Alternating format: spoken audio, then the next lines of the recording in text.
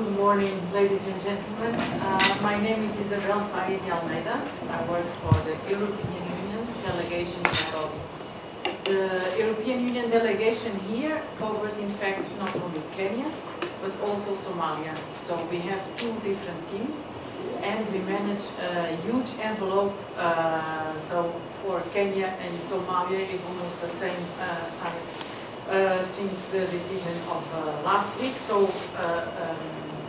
it's quite an important envelope. Dealing with Somalia, I am the head of section for rural development, infrastructure and social issues.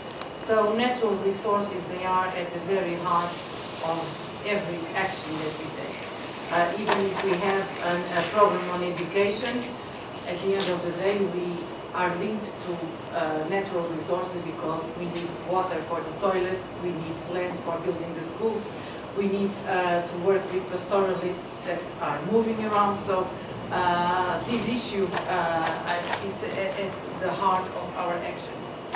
But in fact, what I would like to say today is that I think that this is a very interesting subject because natural resources, they are at the base of conflict, but they are also at the base sometimes of prosperity. If I see the case of Somalia, water, for example, can be a source of conflict because you have two clans that are fighting for the same water help. But if you see countries like Botswana, that at the moment of the independence was one of the poorest countries of Africa, and nowadays it's a middle-income country due to their natural resources, you can see that this important issue can go in a good direction, but can also turn very wrong. I'm sure that you have read the newspapers during this weekend, and the drought in the Horn of Africa area, it's at all the newspapers, it is making all the titles. This is in fact the consequence of a natural resource scarcity, so there is no water. But if we analyze the issue more in depth, we see that at the heart of all this, there is a political issue. So there is the problem of pastoralism, there is the problem of access to land, access to water, access to rights,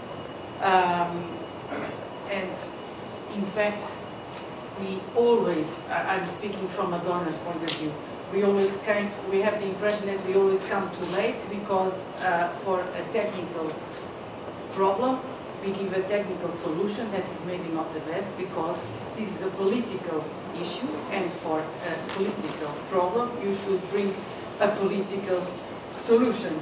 And it was very interesting because I was precisely reading the ODI blog.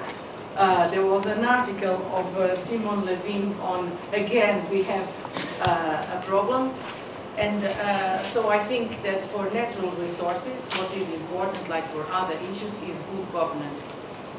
And so what I would like to wish you is a very fruitful discussion in the days to come, and that you can bring this issue of governance relating to natural resources management in a way that you can bring prosperity to people, and that situations like that one that we are living nowadays in the Horn of Africa do not happen again. Thank you very much, and I wish you a successful discussion.